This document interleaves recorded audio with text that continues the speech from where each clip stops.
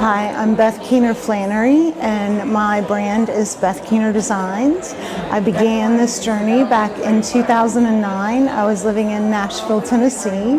I'm a working artist, and that is my background, and I shifted into producing the handbags. I was painting on the stretcher one day, and I cut it off and folded it up and carried it to an event as a purse, and I had stitched vintage buttons on the front of it, and a career was made from that point on. So that's how, it's a long journey, but that's where I began. I've always been creative. In the 5th grade, my father built me an easel, so I have a creative family.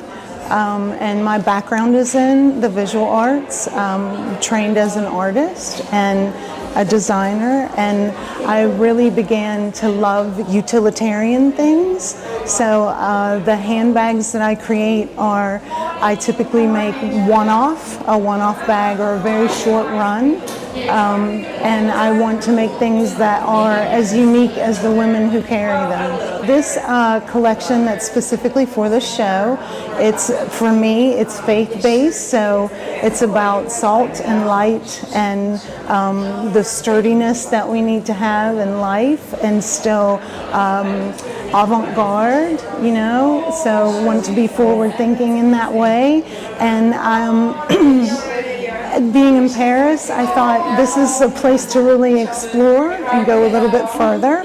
So I'm thinking of them all as little sculptures that you put your things in.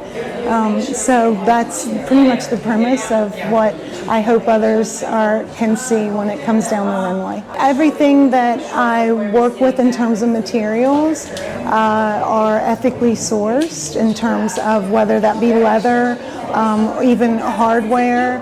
All of the things, I want to be very thoughtful about that, and very specifically I work to upcycle as much as I can. So in this exhibition, one of the bags is produced from upcycled fire hose, and another is a 1970s tapestry from a wall, and so things of that nature. And that's typically how I create. I see something that may be discarded and like to give it a new life.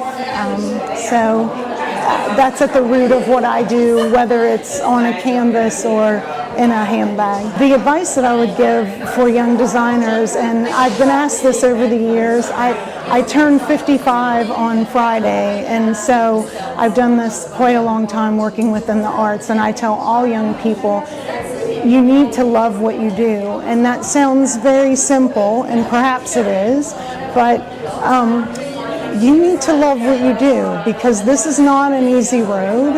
It is not a straight road. It's not linear by any means, and there are going to be amazing moments, so live in that moment and embrace it, and then ride the wave of the difficult time, because there will be many, many more difficult times. But if you love what you do and you feel called to live this life, you will have your own version of success, and that's very, very important, to not lose sight of what you are called to do. So stay focused and love what you're doing.